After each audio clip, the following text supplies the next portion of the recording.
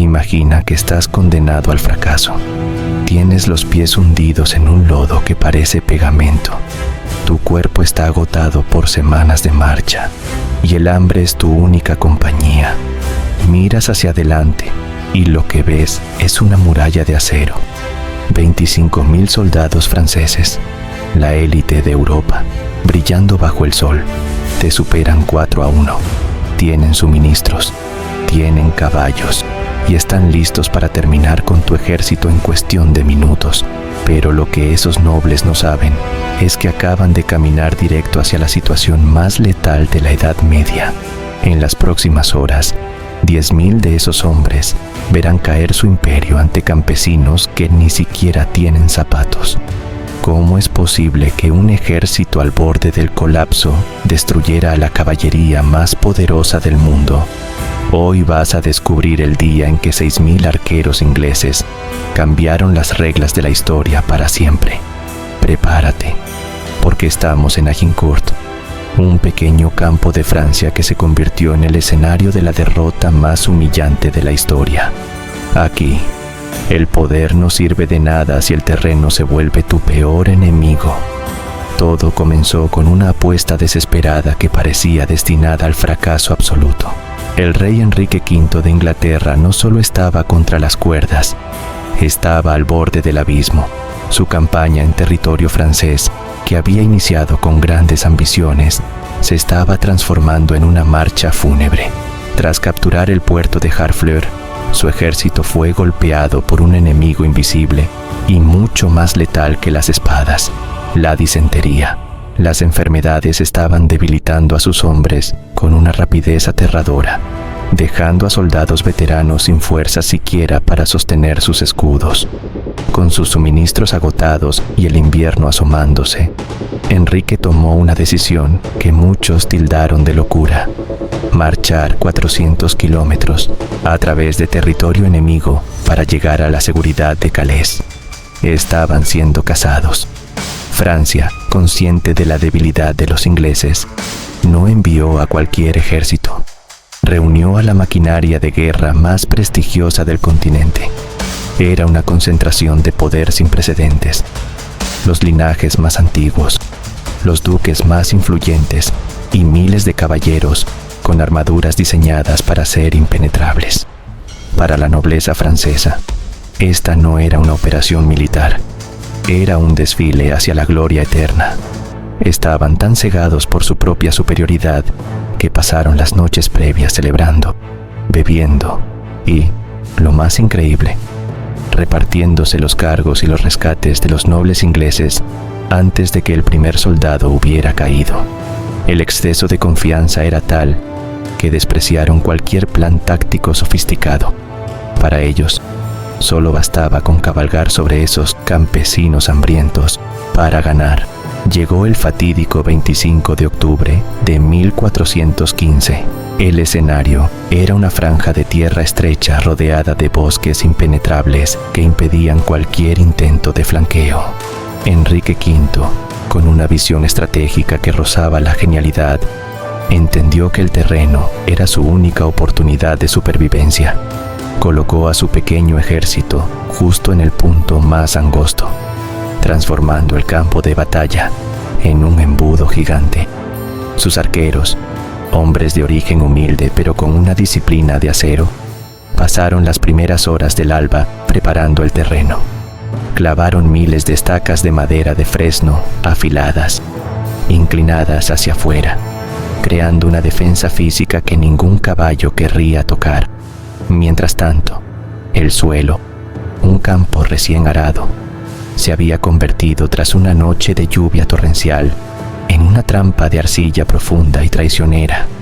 Los franceses cometieron el error que sellaría su destino para siempre: la falta de paciencia y el desprecio por el enemigo.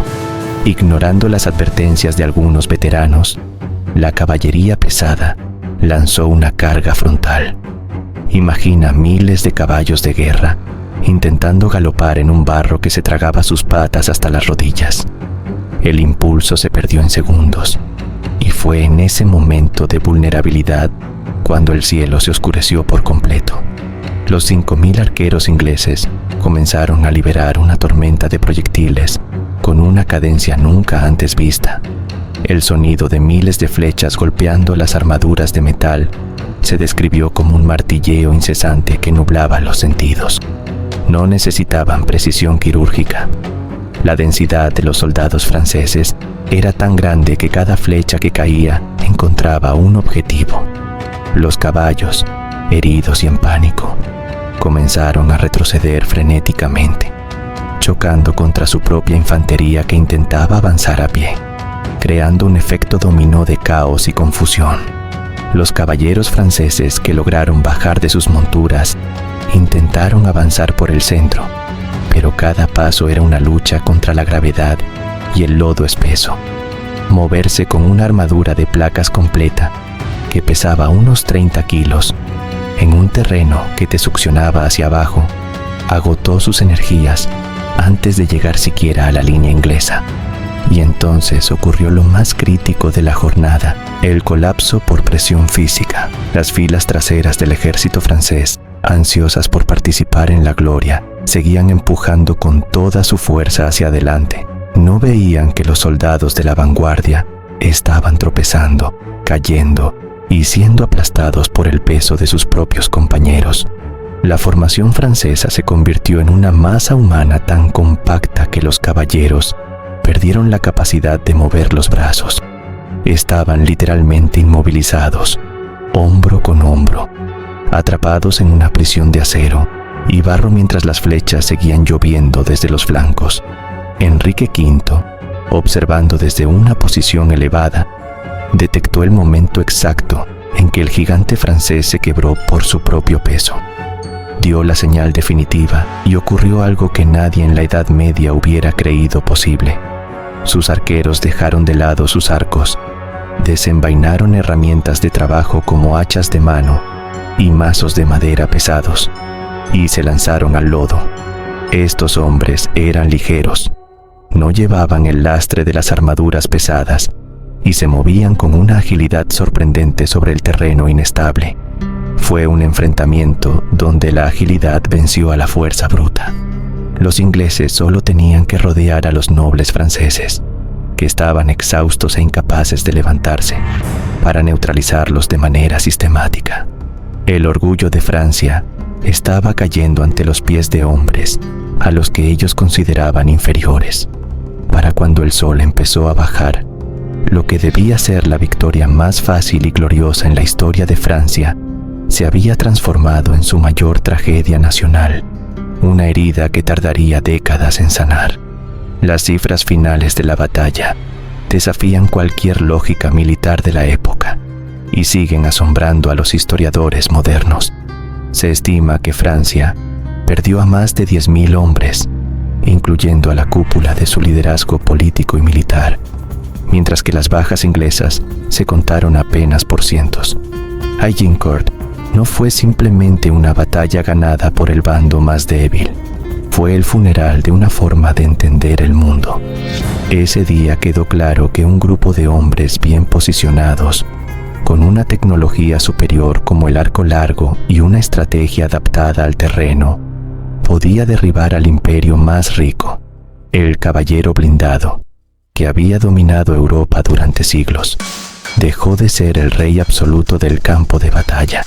Enrique V, el líder que todos daban por derrotado y cuya corona pendía de un hilo, regresó a Inglaterra no solo como un vencedor, sino como el arquitecto de una hazaña que cambiaría el balance de poder en Europa para siempre.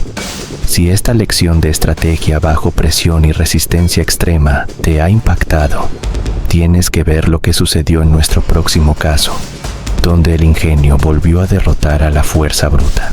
Suscríbete para explorar más momentos donde la historia dio un giro de 180 grados. Y cuéntame en los comentarios, ¿crees que fue una genialidad táctica de Enrique o un error de cálculo imperdonable de los generales franceses que se dejaron llevar por el orgullo? Nos vemos en el próximo video.